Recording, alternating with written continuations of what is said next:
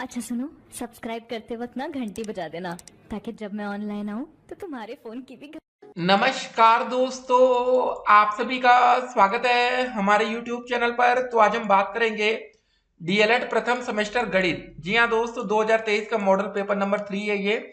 और देखिए, ये क्वेश्चन पेपर 2021 में आपका पूछा भी गया था। तो देखिए, टोटल 18 क्वेश्चन आपके पेपर में सामने आएंगे, जिसमें से पास होने के लिए आपको 12 नंबर चाहिए। तो देखते हैं, पहले 5 बहुविकल्पी प्रश्न आपके सामने पेपर में आते हैं। देखिए, गलती आप लोग से यही होती है, अगर आप पहले 5 नंबर का सही कर लेना तो पास होने के चांसेस लगभग लगभग 90% तक हो जाते हैं। लेकिन दोस्तों, आप लोग बहुविकल्पी क्वेश्चन ही गलत करते हैं, तब देखिए दिक्कत होती है। अब देखिए, पहला प्रश्न आपके सामने ये रहा कि कोई व्यक्ति अपनी कुछ राशि दो लड़कों एवं लड़कियों में एक समान रूप से बराबर बराबर बांटता है, तो एक लड़की का हिस्सा भिन्न के रूप में कितना होगा। ठीक है, आपको बताना था, मतलब दो लड़के और दो लड़कियों, मतलब ना, तो एक का दोस्त जो हिस्सा बनेगा वो बनेगा 1/4। तो इसका दोस्त जो सही आंसर बनेगा वो होगा हमारा सविकल्प। ठीक है, 1/4। बाकी आप लोग अपना आंसर कमेंट करेंगे। अगला प्रश्न है हमारा संख्या 31.0435 में 5 का स्थानीय मान। बहुत ही अच्छा प्रश्न लिखा है, 31.0435। देखिए दोस्तों, जिसका भी स्थानीय मान निकालना हो उसके नीचे डंडी खींचिए, आप 5 लिख दीजिए, आगे कुछ नहीं है तो ठीक है। और दोस्त, ये वाला जो दशमलव वाला मैटर है ये, तो इसके बटे में दोस्तों क्या होगा, उतने जीरो आगे, 1 2 3 4, तो एक के बाद 1 2 3 4। ठीक है, तो देखिए ऐसे क्वेश्चन आपको फंसाते हैं। तो सही आंसर क्या होगा दोस्तों, 5 बटे कितने जीरो थे, 1 2 3 4, ये वाला हमारा जो ब विकल्प है वो करेक्ट आंसर होगा। फिर क्वेश्चन नंबर 3 आता है कि संख्या 5 का अपवर्त आपको बताना है। तो सिंपल सी बात है, इसमें नेचुरल नंबर से गुणा करेंगे तो 5 का क्या होगा, ये दोस्तों 1 का गुणा करेंगे तो 5 ही आ जाएगा।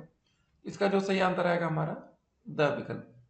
ठीक है, फिर अगले प्रश्न में आते हैं हम लोग, क्वेश्चन नंबर 4। अब बताइए, अंकों 1 0 9 और 5 का प्रयोग करके 4 अंकों की बनने वाली सबसे बड़ी संख्या होगी जबकि अंकों की पुनरावृत्ति नहीं होनी चाहिए। सबसे बड़ी संख्या दोस्तों पहले क्या है, 9 है, उसके बाद 5 है, फिर 1 है, फिर 0। तो ये दोस्तों सबसे बड़ी संख्या बनेगी हमारे यहाँ पर ब विकल्प एकदम करेक्ट आंसर होगा। ठीक है, उसके बाद दोस्तों अगला प्रश्न आता है, क्वेश्चन नंबर 5वां बहुविकल्पी पदों में X Y square minus X Y square X square Y में सजातीय पद। अब दोस्तों, या तो एक्स स्क्वायर वाई और माइनस एक्स स्क्वायर वाई अगर आपको दिख रहा है, ये दोस्तों देखिए हमारा जो ब विकल्प है, यहाँ पर एकदम करेक्ट आंसर यही होगा। ठीक है, तो कुछ क्वेश्चंस आपको देखिए कंफ्यूज करते हैं और ध्यान देना होता है।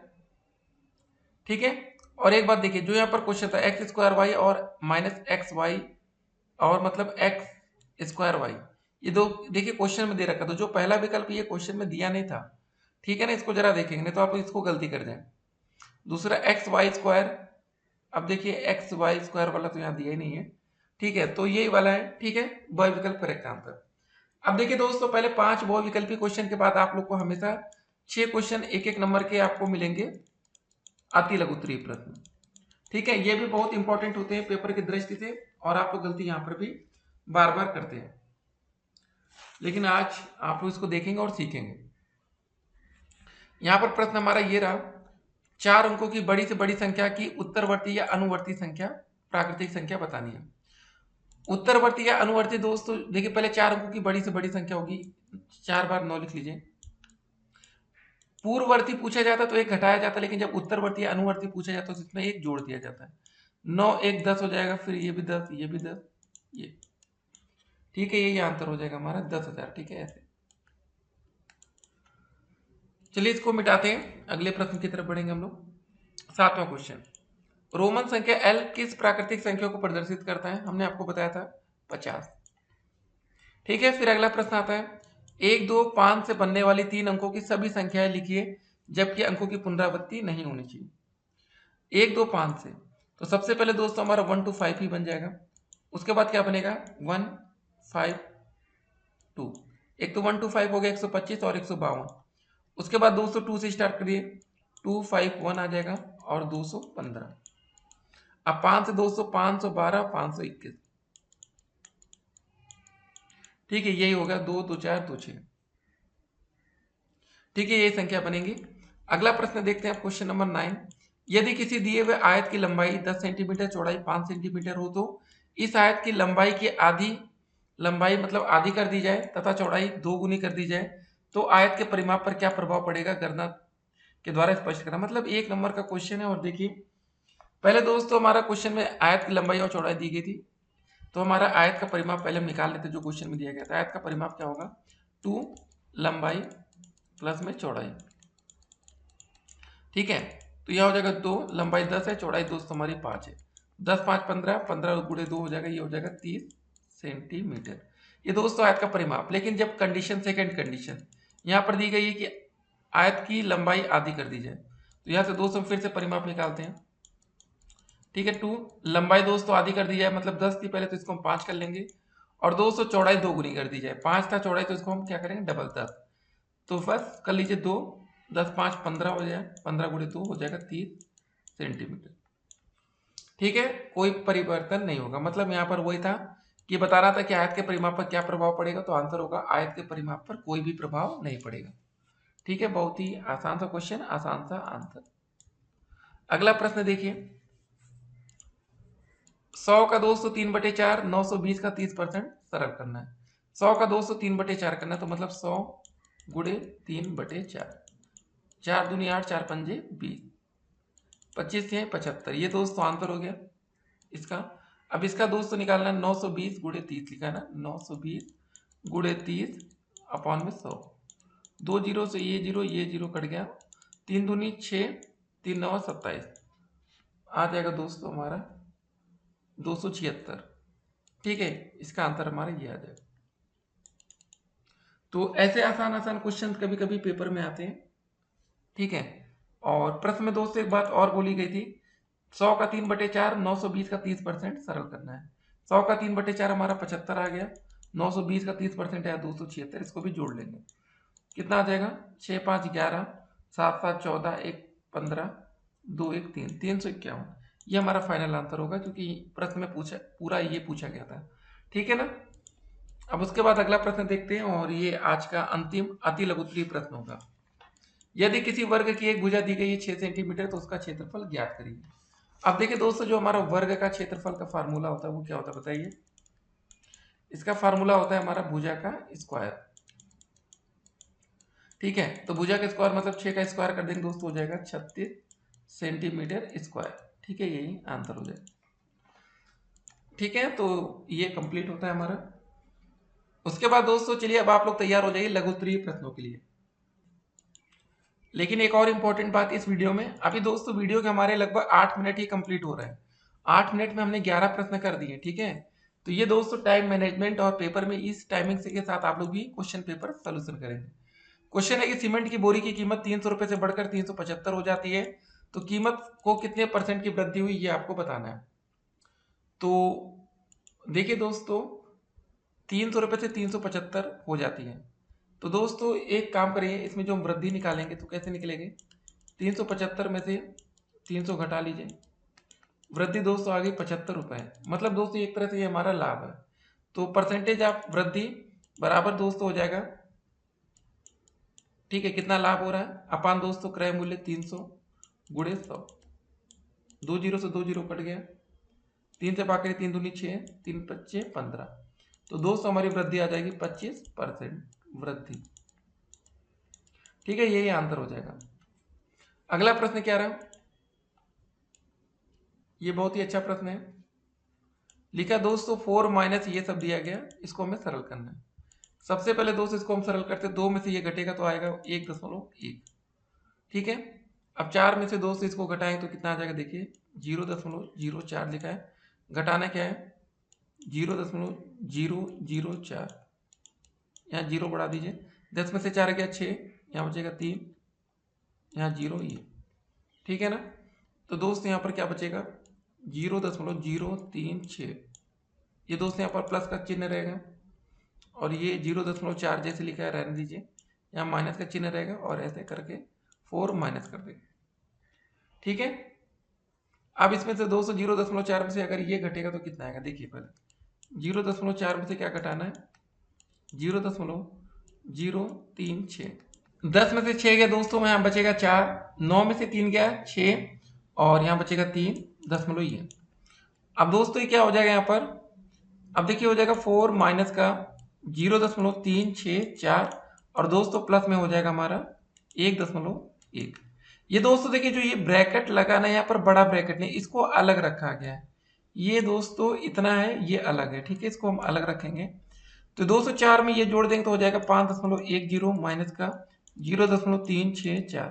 ये घटा लेंगे दोस्तों तो कितना आ जाएगा, देखिए 5.100 कर दीजिए, 0.364 ये घटाना है, ठीक है। 10 में से 4 गया 6, 9 में से 6 गया 3, ठीक है। और दोस्त यहाँ पर बचेगा 9 में से 3 गया 6.4, 4.636, ठीक है। एक सेकंड दोस्त यहाँ पर देखिए, यहाँ 9 नहीं, यहाँ 10 में से 3 गया 7, यहाँ 10 के हिसाब से होगा ना, तो यहाँ अंतर आ जाएगा 4.736, ठीक है। ये हमारा फाइनल आंसर होगा। तो एक आसान सा क्वेश्चन था, थोड़ी बहुत देखिए यहाँ कैलकुलेशन में गलती कर जाते हैं बच्चे, ठीक है, जल्दबाजी में हम लोग भी कर रहे थे। अब अगला प्रश्न है, देखिए क्वेश्चन नंबर 14 कि विभिन्न वर्षों में एक विद्यालय के शिक्षार्थियों की कुल संख्या निम्नलिखित सारणी द्वारा प्रदर्शित है। वर्ष 200, 2000, 2002, 2004, 6, 8 शिक्षार्थियों की संख्या 200, 400, 500, 700, 600 और 800।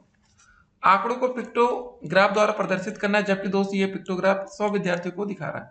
ऐसा दोस्तों जो फिगर बन रहा है ऐसे करके, ये एक मतलब 100 बच्चों को दिखाता है।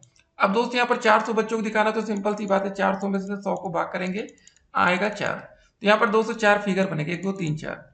इसके बाद दोस्तों यहाँ पर 500 था शिक्षार्थियों की संख्या पर 2002 में, ठीक है, तो यहाँ पर हमारे 5 आ गए।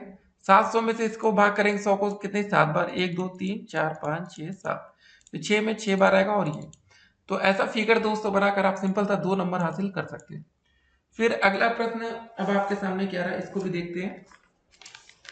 हर एक क्वेश्चन दोस्तों देखिए यहाँ पर इंपॉर्टेंट है, ठीक है ना।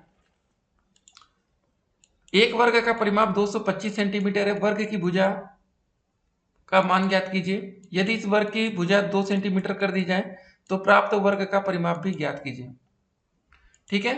क्वेश्चन को पहले समझते हैं। पहले वर्ग का परिमाप दोस्तों दिया गया 225 सेंटीमीटर, तो वर्ग का परिमाप, ठीक है, वर्ग का आयत का होता है तो दिक्कत होती है, लंबाई चौड़ाई अलग होती है, लेकिन वर्ग में क्या होता है, वर्ग का परिमाप बराबर दोस्तों दिया गया 225 सेंटीमीटर। वर्ग का परिमाप का फार्मूला होता है 4a बराबर 225, या a का मान निकाल लेंगे 225/4, ठीक है। इसको दोस्तों भाग करेंगे, 4 पंजे 20, 4 छंग 24, 4 दूनी 8, 4 पंजे 20, तो दोस्तों हमारी भुजा आ जाएगी 56.25 सेंटीमीटर, ठीक है, इतना आ गया। अगर दोस्तों इस वर्ग की भुजा हम 2 सेंटीमीटर कर देते हैं तो वर्ग का परिमाप ज्ञात कीजिए, ठीक है। तो वर्ग की भुजा 2 सेंटीमीटर यहां पर लिखा था क्वेश्चन में, कम कर दी जाए, क्वेश्चन में थोड़ी सी गलती है। तो दोस्तों अगर 2 सेंटीमीटर कम कर देंगे तो क्या हो जाएगा, यहाँ पर 56.25 में हम क्या करेंगे, 2 घटा लेंगे तो आ जाएगा हमारा 54.25, ठीक है। ये वर्ग के दोस्तों नई भुजा आ जाएगी। तो अगर हमें वर्ग का नया परिमाप निकालना तो 4a फार्मूला होता है, ठीक है। तो यहाँ पर 4 का गुणा हो जाएगा 56.54 होगा ना, 2 घटाया था हमने, 54.25, ठीक है। इसका मल्टीप्लाई कर लेंगे, वही हमारा फाइनल आंसर आएगा। अब गुणा करिए, 2 से 4 पंजे 20, 4 दूनी 8, 2 10, 4 चौके 16, 1 17, 4 पंजे 20, 1 21, 217 ये सेंटीमीटर, या 217 सेंटीमीटर आप ऐसे लिख सकते हैं, यही आंसर हो, ठीक है। अब चलिए अगले प्रश्न की तरफ बढ़ते हैं। तो ये आसान सा क्वेश्चन था, तो ऐसे देखिए प्रश्न पेपर में अगर आए तो आप लोग को करना है, गलती नहीं करनी है, ठीक है ना। अगला प्रश्न दोस्तों क्वेश्चन नंबर 16 देखिए। व्यंजकों दोस्तों x प्लस 2y और 2x प्लस वाई के योग में से इतना घटाने पर प्राप्त व्यंजक। पहले दोस्त इन दोनों को हमें जोड़ना है, लिखा है x प्लस 2y प्लस में दोस्त हो जाएगा 2x प्लस वाई, इनके योग में से जो भी आएगा दोस्त इसमें से घटाना कितना, ये 3 टाइम x प्लस वाई। जोड़िए x और 2x होगा 3x हो जाएगा, 2y y जोड़ेंगे तो 3y हो जाएगा, माइनस का दोस्त यहाँ पर 3x होगा, अंदर मल्टीप्लाई यहाँ पर 3y, ये दोस्तों ये कटेगा, ये कटेगा, बचा कितना हमारा 0, यही आंसर हो जाएगा। अगला प्रश्न दोस्तों क्वेश्चन नंबर 17 पेपर में पूछा गया था कि रेखा, रेखाखंड तथा किरण में अंतर स्पष्ट कीजिए। चित्र में भी दोस्तों अंतर स्पष्ट करना है, बहुत ही अच्छा प्रश्न है। अब देखिए दोस्तों रेखा किसे कहते हैं, एक ऐसी लकीर जो दोनों दिशाओं में बढ़ती ही जाए और इसका कभी अंत ना हो उसे रेखा कहते हैं। और इसका दोस्तों कोई अंत बिंदु नहीं होता। ये दोस्तों हमारी रेखा हो गई। रेखाखंड क्या होता है? यह एक रेखा का छोटा सा टुकड़ा होता है जिसे रेखाखंड कहते हैं। इसके दो अंत बिंदु भी होते हैं। एक किरण का आरंभ एक बिंदु से होता है लेकिन इसका कोई अंत बिंदु नहीं होता। ये किरण हो गई। ठीक है, इसको एग्जाम्पल के माध्यम से भी हमने देख लिया। अगला प्रश्न है, किसी गांव में दोस्तों पुरुषों की संख्या 6xy + 5y² - 8z है। महिलाओं की संख्या दोस्तों इतनी दी गई, बताइए पुरुषों की संख्या महिलाओं की संख्या से कितनी अधिक है। तो दोस्त ये आज का हमारा अंतिम प्रश्न है। अगर आप इसको सही करेंगे तो 25 में से 25 नंबर आपका बनेगा भी। गांव में पुरुषों की संख्या पता है, महिलाओं की। पुरुषों की संख्या महिलाओं से कितनी अधिक है? तो सिंपल सी बात है, पुरुष में से हम महिला की संख्या घटा लेंगे। तो क्या लिखेंगे दोस्तों? पुरुषों की संख्या माइनस का दोस्त हो जाएगा हमारा महिलाओं की संख्या। महिलाओं की संख्या अब घटा लीजिए। पुरुषों की संख्या दोस्तों हमारी कितनी है? 6xy + 5y² - 8z। महिलाओं की संख्या दोस्तों है 2x + xy - 2y²। यहाँ दोस्तों ब्रैकेट लगा लेंगे पहले। अब इसको सॉल्व करते हैं। 6xy हो गया + 5y² हो गया -8z। ये दोस्तों अंदर जाएगा तो -2x हो जाएगा, -xy हो जाएगा, प्लस का दोस्तों 2y² हो जाएगा। ठीक है, अब इसको हमको सॉल्व करना है। तो कैसे सॉल्व होगा दोस्तों बताइए। अब देखिए इसमें क्या क्या हमारा मैचिंग है। यहाँ पर x है, यहाँ xy है ना। ये देखिए दोस्तों 6xy में से एक xy घटेगा तो 5xy बचेगा हमारा। तो दोस्त यहाँ पर 6xy में से xy घटा तो बचा हमारा 5xy। 5y² में दोस्तों 2y² जुड़ जाएगा तो हो जाएगा 7y²। माइनस का दोस्तों हमारा 8z जैसे लिखा था -2x। इसको समीकरण 1 मान लेते। देखिए इसी प्रश्न में हमारा x = 1 दिया गया था, y = 2 दिया गया था, z = 3 दिया गया था। x की जगह दोस्तों अगर हम 5 × x की जगह 1 और y की जगह 2 रखेंगे, प्लस का 7 यहाँ हो जाएगा 2 का स्क्वायर माइनस का 8 × 3 हो जाएगा -2 × 1। 5 दूनी दोस्तों 10 हो जाएगा, 2 दूनी 4, 7 चौके 28, माइनस का 8 3 24 माइनस का 2। ये जोड़ लेंगे हो जाएगा 38 माइनस का दोस्तों 26। ठीक है, तो यहाँ पर दोस्तों घटाने पर आ जाएगा 12। तो पुरुषों की अधिक संख्या दोस्तों हमारी कितनी हो जाएगी? 12।